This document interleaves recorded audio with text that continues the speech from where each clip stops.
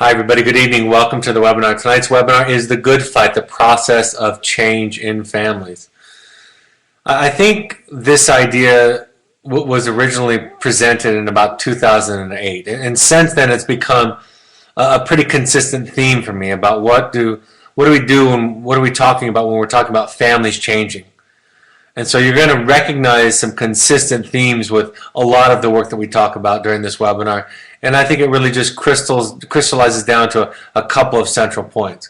I wanted to start off with a couple of quotes that I found recently, stumbled upon recently, that I thought were pretty meaningful. One by Ram Dass that says, "I can do nothing for you but work on myself. You can do nothing for me but work on yourself." And I can't emphasize that enough or repeat that enough. And I can't think of something more important to tell to parents than that work. And encouraging them or promising them that when you do that kind of work, especially in the relationship with your child, you're much more likely to encourage or facilitate change in others. But you have to get that out of your mind. You have to get that out of your mind that you're going to change or fix your children. And that can really come from a few different places. Number one, if you work on yourself, you take the pressure off of them. So when you show up in your child's life, in your spouse's life, in anybody's life, and you say, what can I do? What can I do to be better? What can I do to be healthier? You free them up. They're much less likely to build that wall up around them. And much more likely to let it down. The minute we concentrate, focus, even unconsciously, begin to put our energy into changing them, the more likely the walls are going to come up. So it tends to reduce the walls, it reduces the pressure, and it leads to a meaningful change and then those around you many, many times. To be aware of a single shortcoming within oneself is more useful than to be aware of 1,000 in somebody else, from the Dalai Lama. Similar idea, right? And it's so hard to do that. The reason that I call this the good fight is because it requires us to be vulnerable. You know, why don't we want to talk about it? Because we want to stay angry. We want to stay in a position of blame and focusing on somebody else. And the hard part of this is, please hear this, our children and many of the other people in our lives are great candidates for our focus. They are doing dumb things. They are making big mistakes and taking great risks. So it's more than counterintuitive to say I'm not going to focus on that. And the amazing thing, and I want to be clear about this because this is a lot of the themes, right? When we don't focus on that, we make powerful, assertive, and effective change in ourselves. I was just doing an interview yesterday with a reporter talking about this idea, talking about drug abuse and the latest trends. And she was saying, what's the most important aspect of treatment?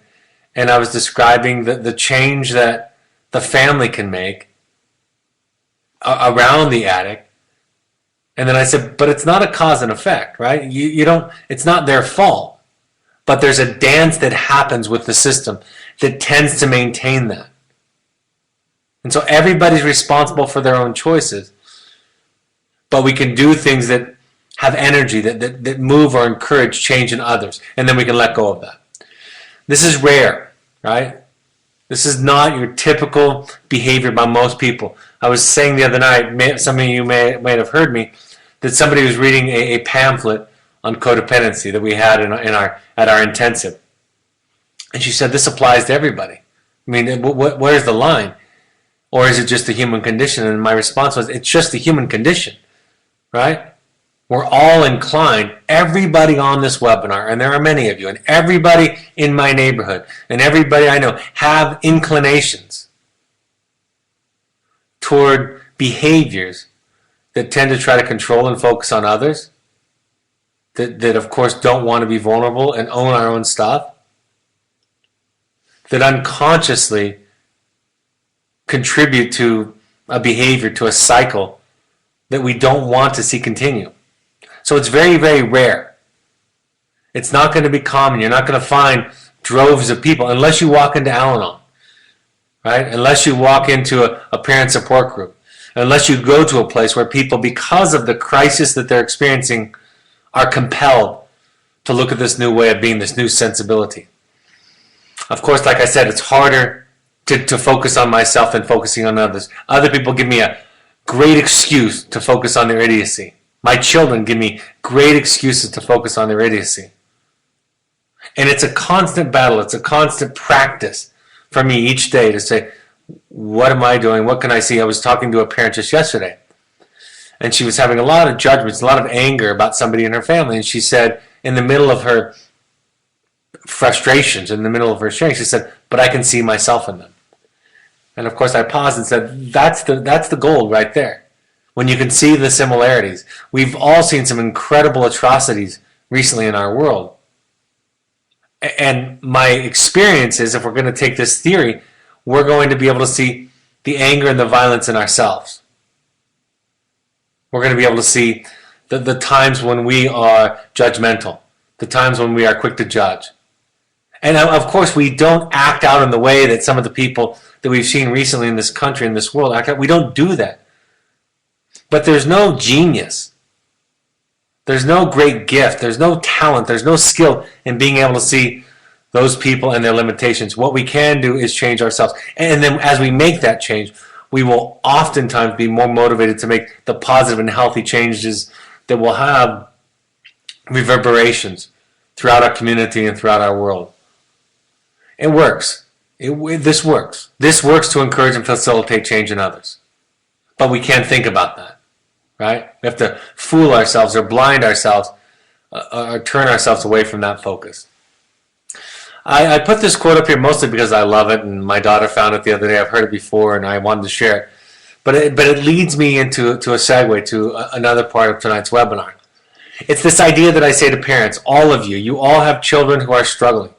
What my invitation to you is to consider the possibility that you are not off course. This is not a detour.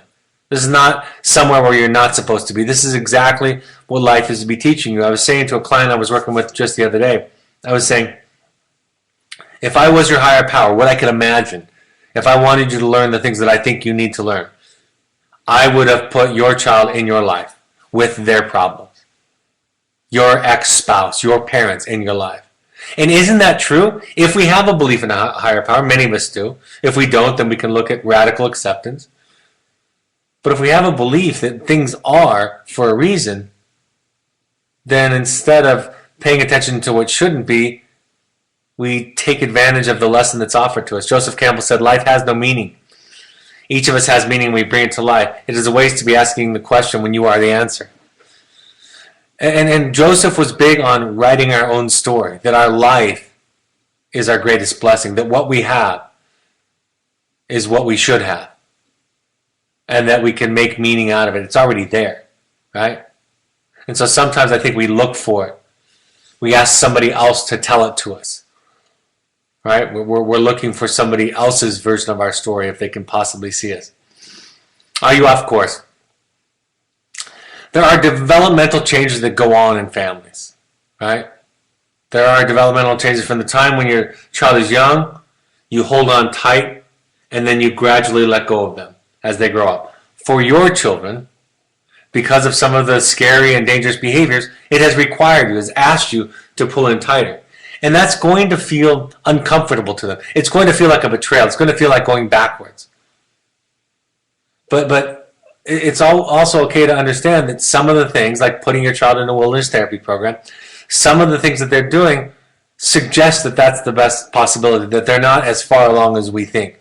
A lot of us develop, especially when we're younger, a kind of what we call pseudo-maturity, right? We're bright or precocious, and that's true of so many of the clients that we have. And that fools others into thinking that they're more mature than they are. But developmentally, they're not ready for the tasks, for the challenges ahead, and that's why many of you have made this choice.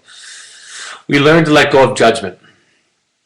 We learn to let go of expectations. I was talking to a friend today at lunch, just saying, it's my aspiration to not be proud of my children or disappointed in my children. If my children do something stupid or harmful or dangerous, I can be sad and worried for them. If they do something that's a fantastic accomplishment, I can be impressed by that accomplishment. I can offer them my admiration, be happy for them if it's something that they're shooting for. But my judgments, right? My judgments aren't valuable to them in their life. And so I look to get rid of those as often as I can. And on my good days, my children could not disappoint me nor make me proud. It wouldn't make a difference. I would have other feelings, other thoughts about what was going on, and they would be much more pragmatic. On my days when I'm scared and I want to control things, and I think I have all the answers, of course I have judgments about other people. But it is my practice, my work to let go of those. And then I can be helpful. Again, I want to make this clear. This kind of sensibility that I refer to often, this is the kind of thing that often leads to, facilitate, encourages change more than all the other ideas we have. To be able to face the change that is needed is a heroic task, right? What life is asking of us is a pretty tall mountain to climb. Many families that I work with say to me, well, that's very, very hard. What you're talking about is very, very hard. Maybe even very, very foreign. And my response is, it is. That's why they call it the heroic journey. Because it takes a lot of work to see the world this way.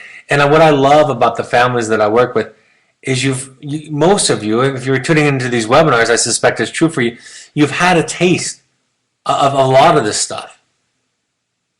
And when you have that taste, you want more of it.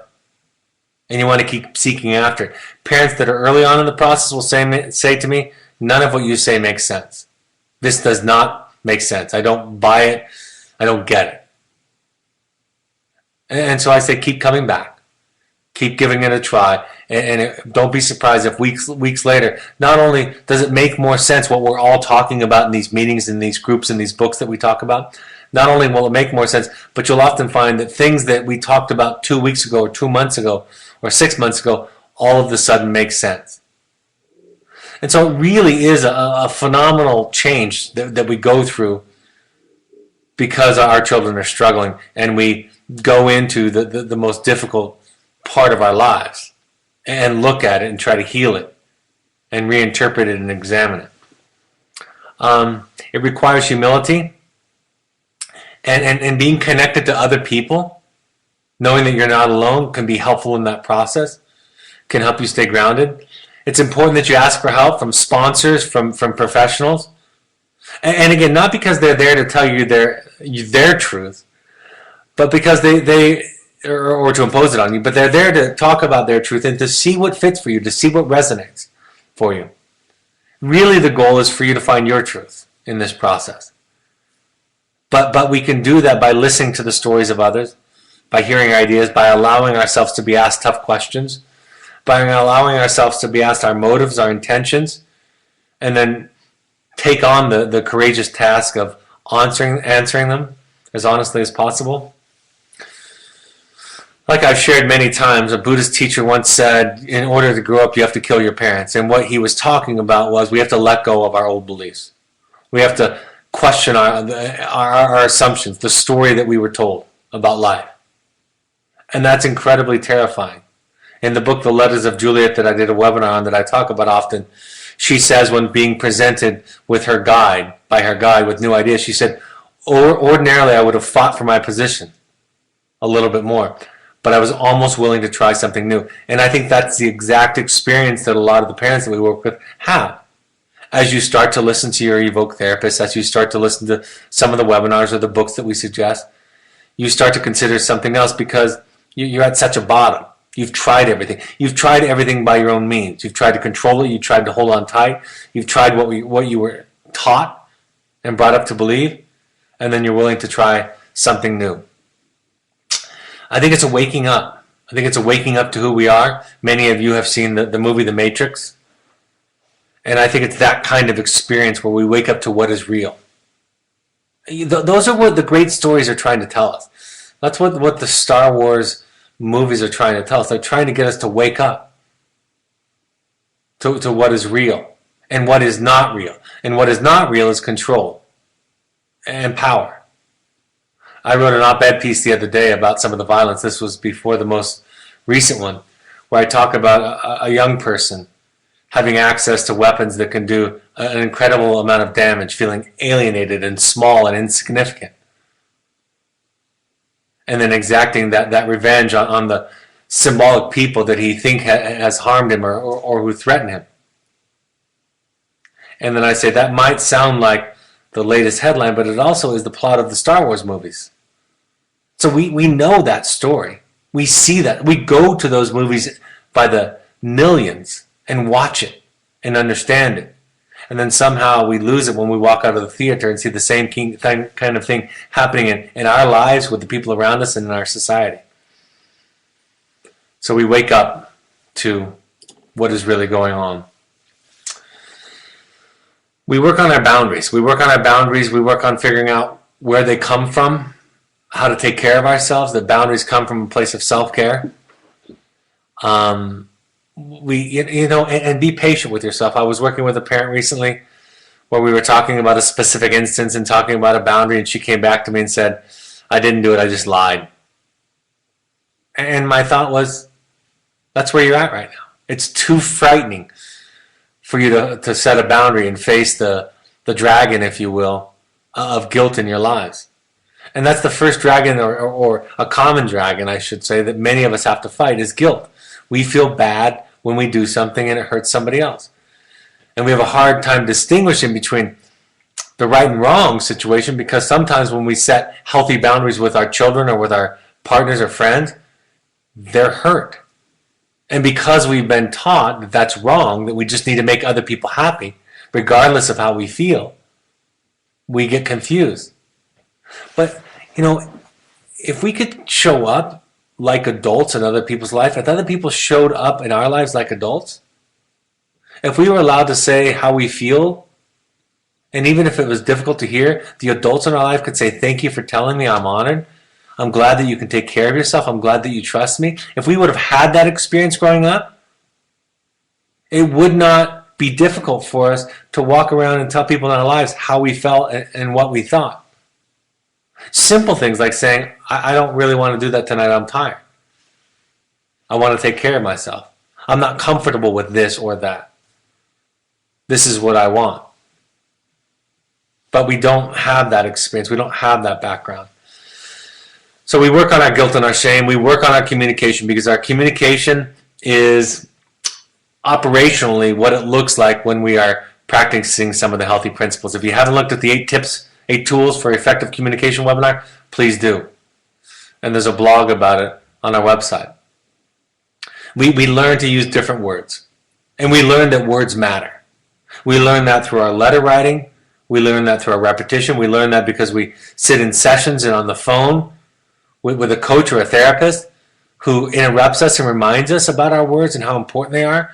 The words change us. The words change how we think. They require us to think differently when we adjust them. When we get rid of words like you made me feel and start saying, I feel this way. This is about me. This is what I want to do. This is my experience.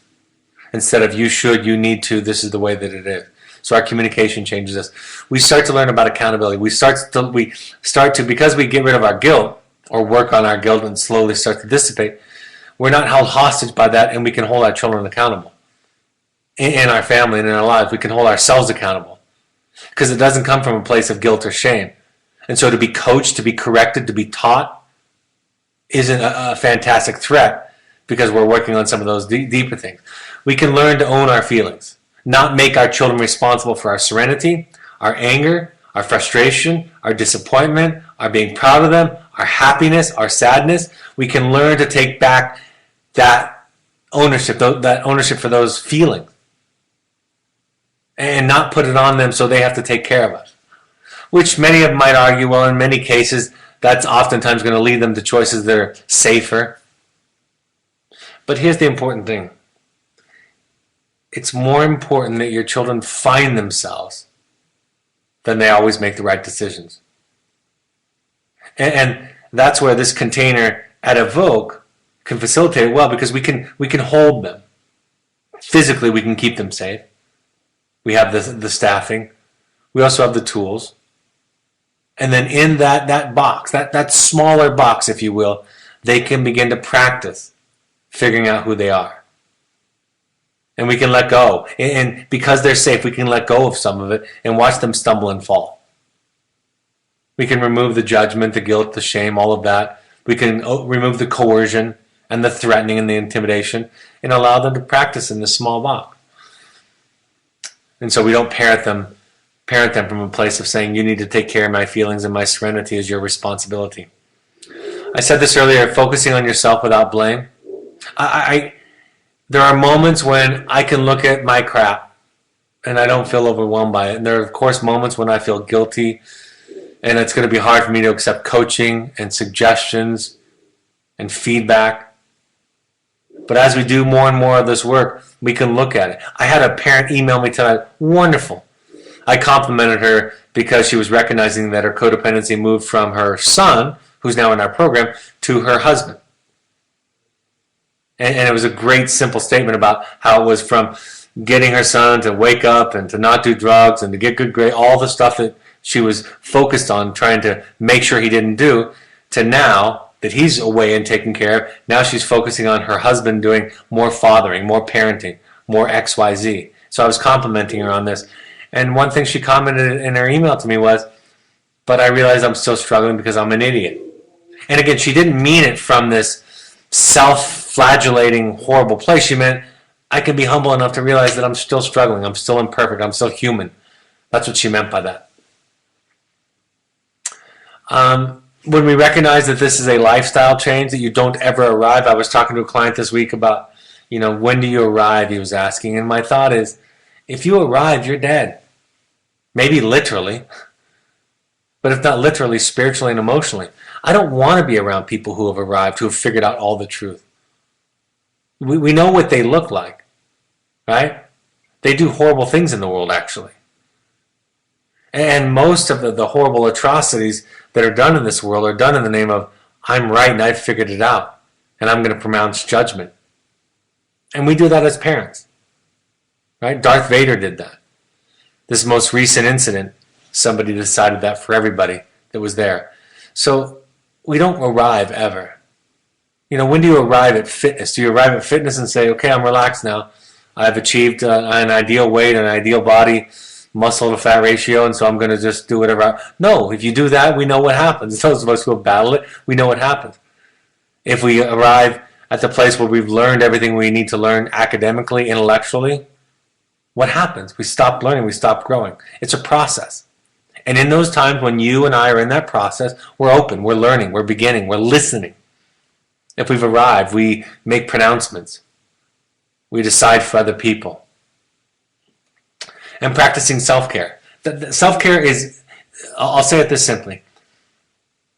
If you're upset at other people, ask yourself the question, what can you do to take better care of yourself? Right? Resentment and anger often is a sign, a piece of evidence that you're not taking care of yourself. You haven't set a boundary. You're hoping that other people will take care of you.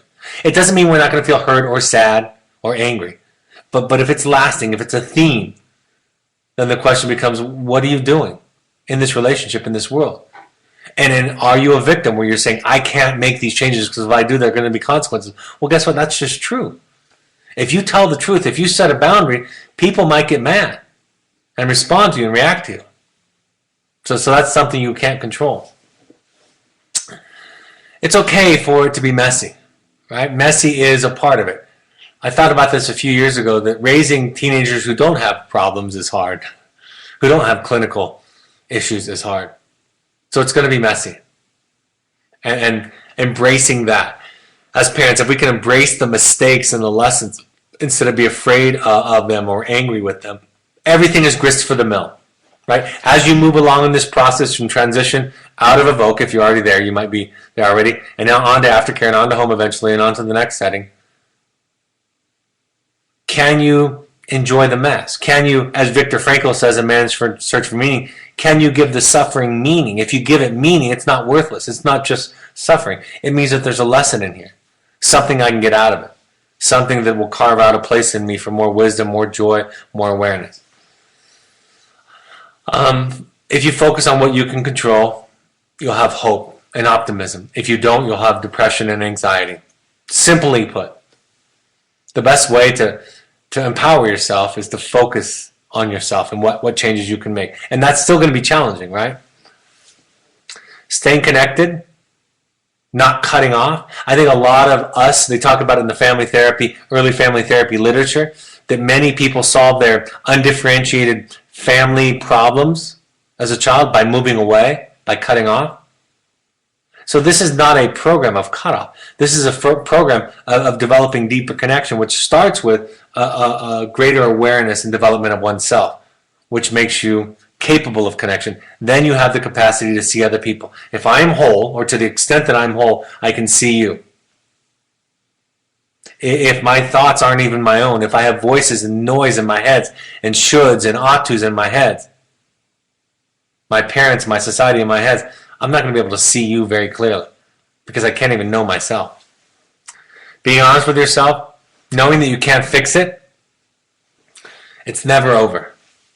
After they get home, it's never over. If you think about it with that mindset, you have a much greater chance of having success. If you think about it as a destination, whoops, dropped my mouse.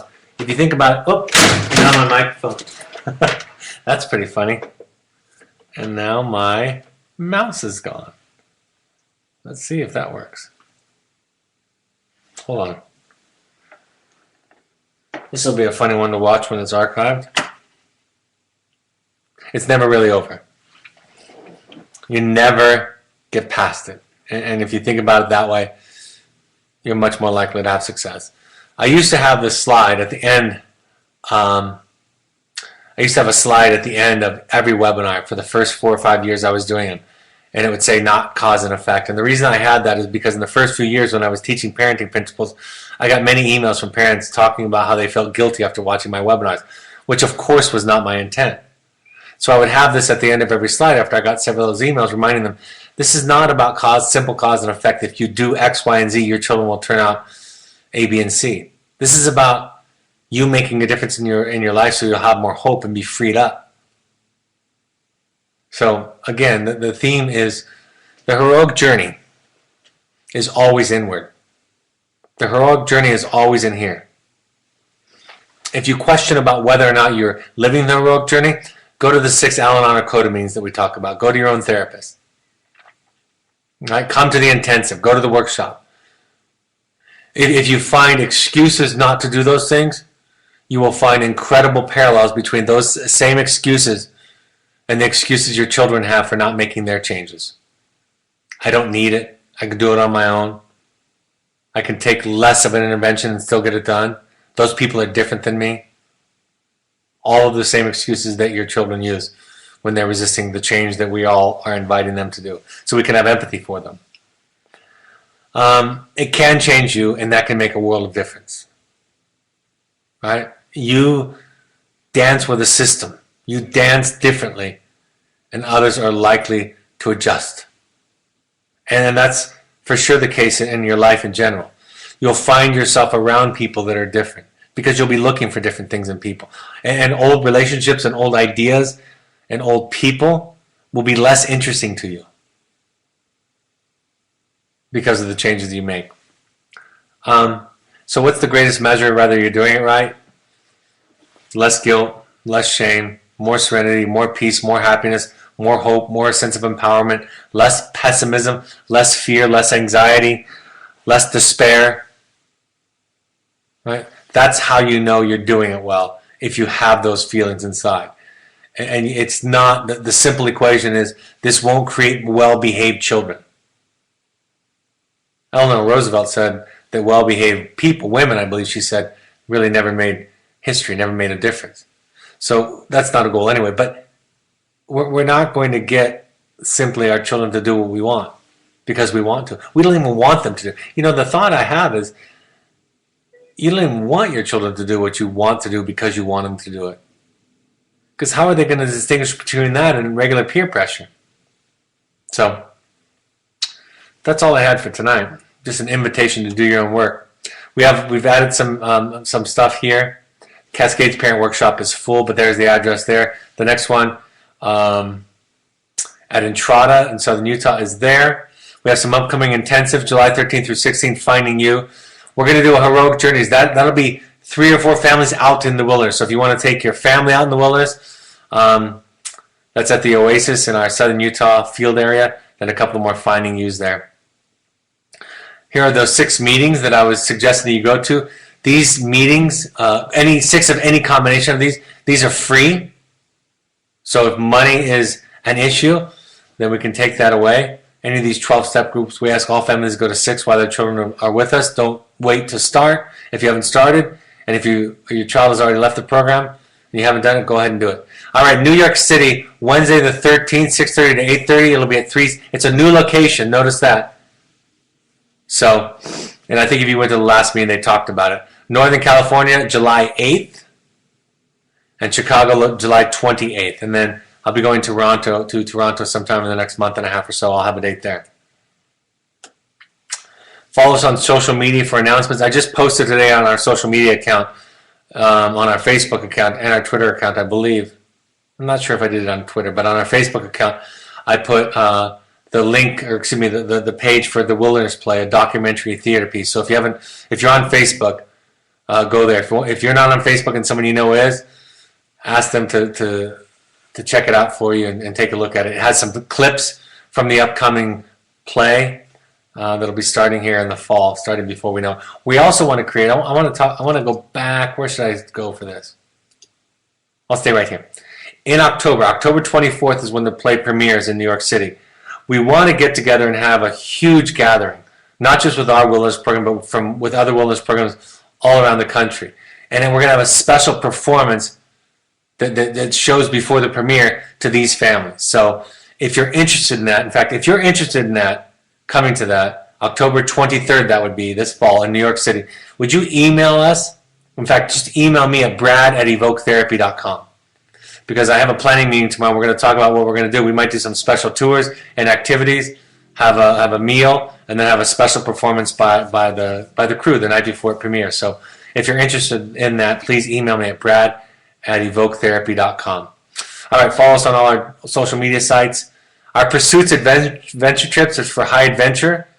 So if you want to do something fun with your family that's not as therapy heavy, that's something you can do there. The book is on Amazon. It's also available for audio. Go to our Parent Alumni Foundation page to buy books at the same price on Amazon. 10% goes to charity for families who can't afford treatment. All right, any questions before I close this evening, Michael?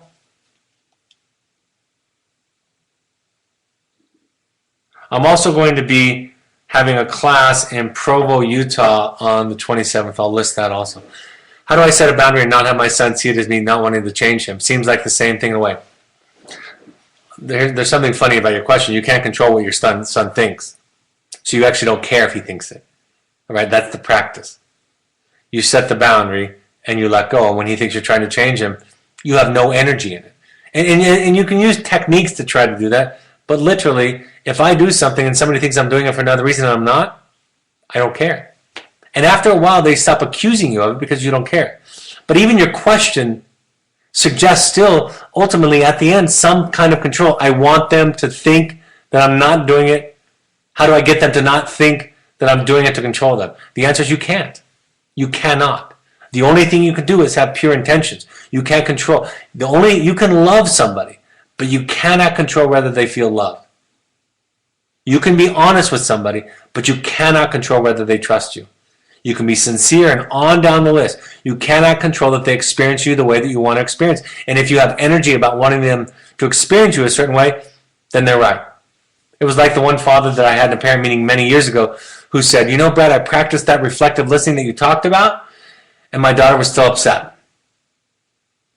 And I reflected back and I said, so what you're saying is you listen to your daughter, not trying to change her feelings, just listening to them.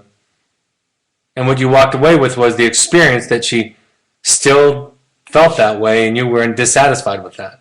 So again, when you let go, you let go. Should we bring our 14-year-old daughter to Al-Anon or Alateen? Go there yourself first, only if she wants to at this point. The best way to help your 14-year-old daughter is for you to go.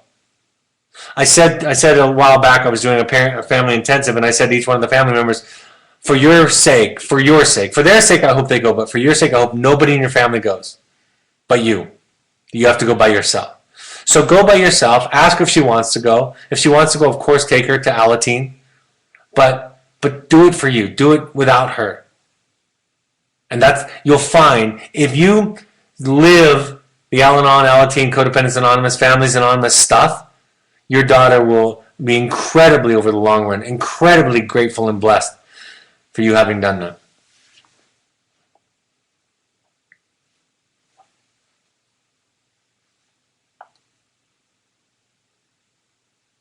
Thanks for the webinar. I always need to hear this information, especially now. My son left treatment early, going through a stressful time right now, and the webinars are so helpful.